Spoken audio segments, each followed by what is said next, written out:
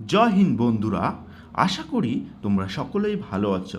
তুমি যদি একজন ভারতীয় সৈনিক হতে চাও বা ভারতীয় ডিফেন্সে যোগদান করতে চাও, তাহলে এই ভিডিওটা তোমার জন্য।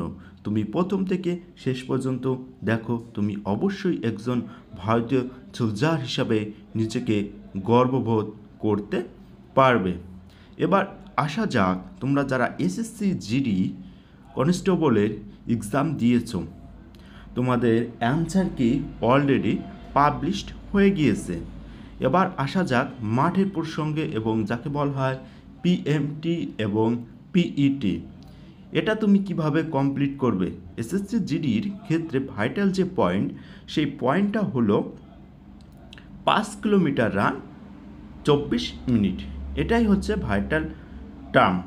অনেক সময় 1 কিলোমিটারের একটা ট্যাগ থাকে, বা বিএসএফ যে ক্যাম্পগুলো আছে বা এসএসসি জিডি যে ক্যাম্পগুলো আছে বিভিন্ন রাজ্যে, সেই ক্যাম্পগুলোতে এই দৌড়গুলো হয়। সেক্ষেত্রে তোমাদের রাস্তায় বেশিরভাগ দৌড়টা হয়, এটা একটা ভালো পয়েন্ট। এবার আসা যাক তুমি এখন মাঠ কিভাবে প্র্যাকটিস করবে। দেখো বন্ধুরা, আমি তোমাদের বলছি, তুমি এসএসসি জিডি মাঠ করতে গেলে তোমার যে 5 কিলোমিটার রান, সেখানে তোমাদের 6 কিলোমিটার রান করতে হবে সপ্তাহে 5 দিন। প্রত্যেক দিন তুমি করতে যাবে না, সেক্ষেত্রে তোমার পায়ে সমস্যা হবে। আমি দৌড়াইছি, সেটা আমিও জানি, বা এই ফিলিংসটা আমি বুঝতে পারি কীরকম লাগে যন্ত্রণা। তাই আমি তোমাদের বলছি, তোমরা প্রতিদিন সকালে ঘুম থেকে উঠে 6 কিলোমিটার রান করলে, ঠিক আছে? এবার যারা রান মানে 6 কিলোমিটার যেতেই পারছে না, বন্ধুরা তোমরা অনেকেই আছে, দৌড় শুরু হলো, সেই বিদ্যুৎ গতিতে সে ছুটলো 5 থেকে 600 মিটার যাওয়ার পর, তারপরে সামান্য একটু দৌড়ে সে মোট 2 কিলোমিটার পথ অতিক্রম করলো। তারপর সে আর পারছে না, জায়গায় চিত হয়ে শুয়ে পড়েছে। এটা হচ্ছে গিয়ে মেন পয়েন্ট অনেকের। কিন্তু তুমি যদি প্রথম থেকেই নর্মালভাবে দৌড়ে যাও, সেক্ষেত্রে তোমার কোনো অসুবিধা হবে না। হ্যাঁ, এখন তোমার 6 কিলোমিটার যেতে একটু কষ্ট হবে যারা প্রথম প্রথম দৌড়াচ্ছ। হ্যাঁ, তোমরা দৌড়টা আস্তে আস্তে অভ্যাস করে নাও। অভ্যাস করলেই তোমাদের যে মাঠ হবে, সেই মাঠ হতে কোনো অসুবিধা হবে না।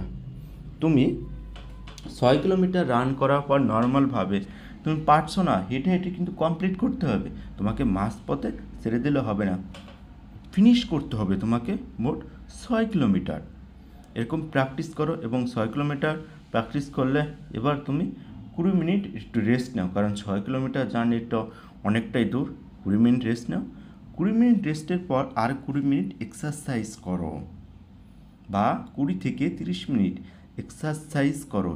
এটাই একটি গুরুত্বপূর্ণ পয়েন্ট এসএসসি জিডির জন্য, কারণ এক্সারসাইজটা শরীরের দম বাড়াতে সাহায্য করে। অনেকেই আছে শুধু দৌড়ে চলে আসে, কোনো এক্সারসাইজ করে না, সেক্ষেত্রে তারা বেশি দমটা পায় না।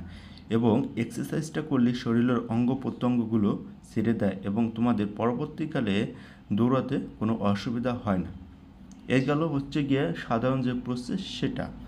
এবং যারা একদমই পারো না দৌড়াতে, তারা কি করবে? দেখো, তোমাদের এখন থেকেই দৌড়ের পর ফোকাস করতে হবে। তোমরা দমটা বাড়াবে, তার জন্য তোমাদের দুবেলা প্র্যাকটিস করতে হবে।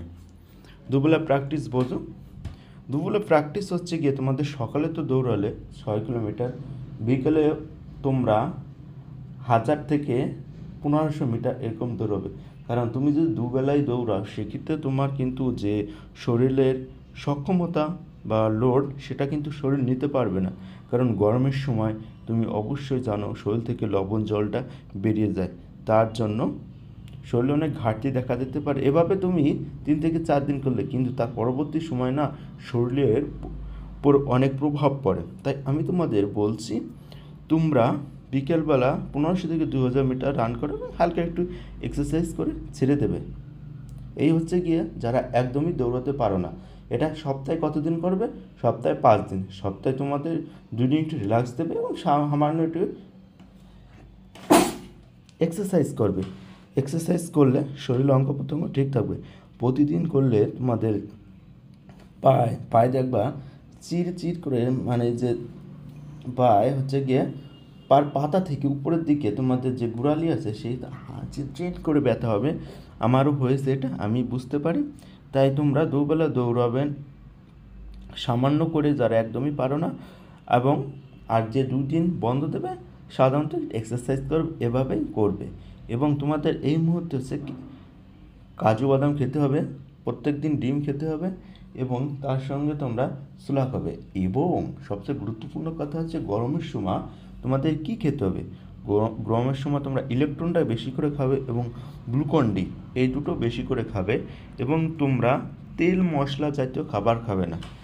আমি যখন দৌড়াতাম বন্ধুরা, আমার যখন দৌড় হতো তখন হচ্ছে গিয়ে আমি তেল মশলা জাতীয় খাবার কিছুই খেতাম না। এবং তেল মশলা জাতীয় খাবার বাদ দেবে এই কয়েকদিন, দেখবে পেটটাও ভালো থাকবে এবং তোমাদের শরীরে যে এনার্জি সেটাও বৃদ্ধি পাবে। জানো, গরমের সময় তেল মশলা জাতীয় খাবার খেলে শরীরে গোলায় এবং মাথা ঘোরে। তাই তোমরা এই তেল মশলা জাতীয় খাবার বাদ দিয়ে দেবে।